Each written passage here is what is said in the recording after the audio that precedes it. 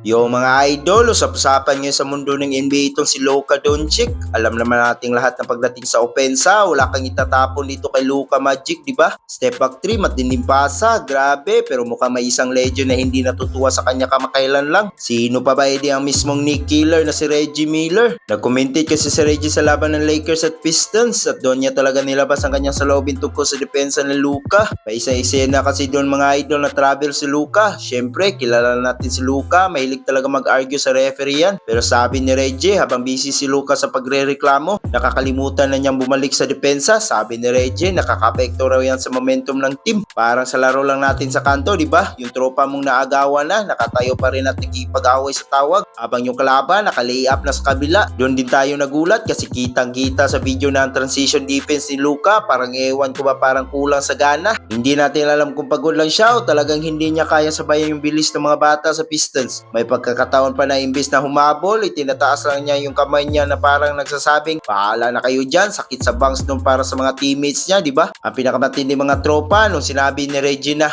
it's okay Luka to move your feet a little bit over and help out. Kumbaga sa atin, Luka, galaw-galaw naman ang paa, wag lang puro kamay tinataas. Ramdam mo yung frustration ni Reggie Miller kasi alam niya napaka-talented ni Luka pero pagdating sa depensa, parang may lazy vibes. Pati nga si LeBron James nahuli sa kamera na parang napapailing na lang. Alam nyo naman si King James, habol na yung panglimang singsing niya. Kaya kung ganito ang magiging depensa ng team, medyo malabo yata tayong makarating sa finals niyan. Kaya kayo mga idol, ano tingin nyo? Sadyang pagod lang ba si Luka dahil sa bigat ng kargada niya sa opensa? O kailangan lang talaga niyang ayusin ang attitude niya pagdating sa depensa? Comment nyo yan sa baba at pag-usapan natin yan. Huwag nyo rin kalimutan mag-like, share at mag-subscribe para lagi kayong updated sa ating mga kwentuhang NBA. Hanggang sa muli, ito ang inyong tropa. Peace out!